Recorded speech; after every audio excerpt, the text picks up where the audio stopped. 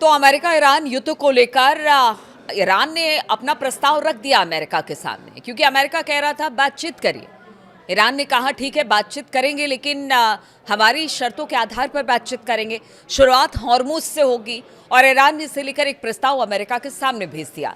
लेकिन अमेरिका ने इसे लेकर जो प्रस्ताव आया है उसे मना कर दिया है। नमस्कार, मैं हूं नीलू। आज इसी प्रस्ताव पर बात करेंगे कि जो ईरान ने प्रस्ताव अमेरिका के सामने रखा, आखिर अमेरिका ने इसे मना क्यों किया और क्या वजह है कि अब ईरान कह रहा है कि और आपकी बातों को हम नहीं मानेंगे और आप कौन होते हैं हमें ऑर्डर देने वाले। जी हाँ, ईरान ने कहा है कि अमेरिका अब दूसरे देशों को हुक्म नहीं दे सकता है, उन्हें क्या करना है ईरान ने साफ कर दिया कि समझौते के लिए अमेरिका को उनकी मांगों को मानना पड़ेगा। ईरान की ओर से यह बयान ऐसे समय में आया है जब उसने अमेरिका को हॉर्मुज स्ट्रेट को खोलने और युद्ध खत्म करने का एक प्रस्ताव दिया।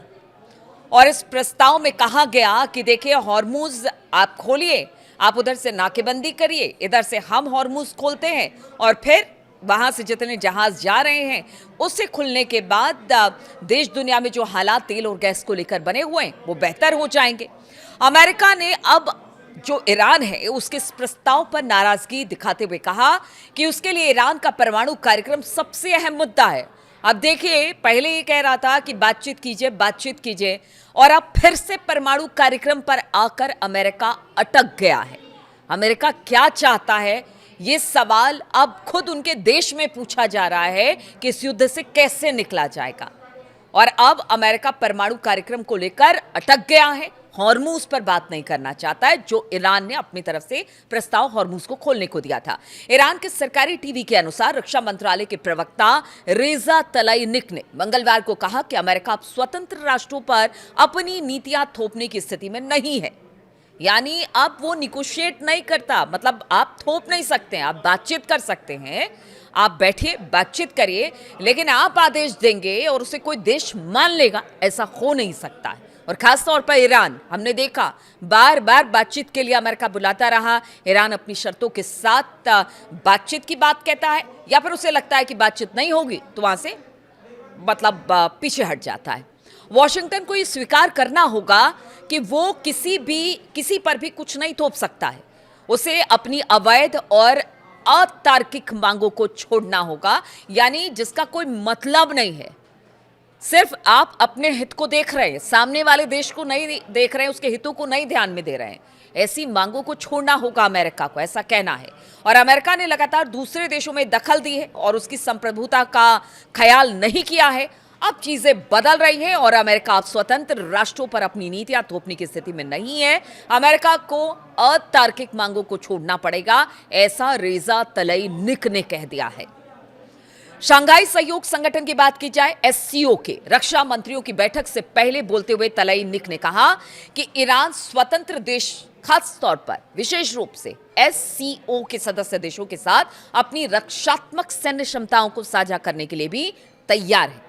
अमेरिका और ईरान के बीच 8 अप्रैल से लड़ाई रुकी हुई है, लेकिन दोनों पक्षों में तनाव लगातार बरकरार है, यानी कोई बीच का रास्ता नहीं निकल रहा है और न ही युद्ध खत्म होने के आसार दिख रहे हैं। इस बीच अमेरिकी राष्ट्रपति डोनाल्ड ट्रंप ने मंगलवार को दावा किया कि ईरान ने उनको सूचित किया है कि वो बर्बादी की कगार पर है। अब देखिए, कोई किसी की बर्बादी हो रही है, वो दूसरे को सूचना देगा कि हम बर्बाद हो रहे हैं। ट्रंप इस तरह का बयान दे रहे हैं। ट्रंप का कहना है, उन्होंने जो सोशल मीडिया पर एक पोस्ट किया ट्रुथ पर, उन्होंने कहा कि ईरानी चाहते हैं कि हम ये जल्द से जल्द हॉर्मुज स्ट्रीट को खोल दें, क्योंकि वो अपने नेतृत्व को लेकर स्थिति स्पष्ट करने की कोशिश कर रहे हैं। अमेरिकी विदेश मंत्री मार्को रूबियो ने स्पष्ट किया कि ईरान को परमाणु हथियार बनाने से रोकना अभी भी सबसे महत्वपूर्ण मुद्दा है। रूबियो ने ईरान के नए प्रस्ताव पर यह बात कही है और इस प्रस्ताव में ईरान ने मांग की है कि अगर अमेरिका अपनी नाकेबंदी हटा ले और युद्ध खत्म कर दे तो वो हॉर्मुज स्ट्रेट से अपने नियंत्रण को हटा लेगा और इसके बाद परमाणु कार्यक्रम पर बात की जा सकती है। इस तरह का प्रस्ताव ईरान ने रखा और हमने देखा कि किस तरह से ओमान गए थे। ओमान से कहा कि जो टोल हॉर्मुज से गुजरने वाले जहाज से लगते हैं उनको हम आधा आधा कर लेंगे, यानी बांट लिया जाएगा। और इस बात पर जो अरब मुल्क हैं उन्होंने भी सहमति जताई। और बाकी ईरान ने भी सहमति जताई है। लेकिन अब पेच फंसा दिया है ट्रंप ने। उनका कहना है नहीं, पहले परमाणु पर बात करो, परमाणु कार्यक्रम पर बात करना ज़्यादा ज़रूरी है, हॉर्मूज हम बाद में देखेंगे। और ये नहीं समझते हैं कि अगर हॉर्मूज नहीं खुला तो आगे वाले अगर 15 दिन 1 महीने तक हॉर्मूज नहीं खुला तो पूरी दुनिया में हाहाकार मच जाएगा। जितने भी गैस हैं, तेल है, उनकी किल्लत पूरी दुनिया में होने लगेगी। जहाज रुक जाएंगे, ट्रांसपोर्ट रुक जाएगा, परिवहन रुक जाएगा, सभी चीज़ों के दाम बढ़ जाएंगे। ये अमेरिका को नहीं पता है और अमेरिका को लगता है कि अमेरिका में ऐसा कुछ नहीं होगा। लेकिन आप समझिए कि अमेरिका में बड़ा असर इसका देखने को मिलेगा। और नवंबर में तो चुनाव में जाने वाले हैं ट्रंप, और अगर वहाँ पर हार होती है तो फिर आप सोचिए कि उनके साथ क्या होगा। तो पता नहीं ट्रंप क्या सोच रहे हैं। उनकी खुद पार्टी ये कह रही है कि ट्रंप को अब चाहिए कि इस युद्ध से निकल जाए। मार्को रूबियो ने कहा कि अगर ईरान में मौजूदा शासन बना रहता है तो वो भविष्य में परमाणु हथियार जरूर हासिल करना चाहेंगे। ऐसे में असली समस्या का समाधान अभी भी बाकी है और यही मुख्य मुद्दा है।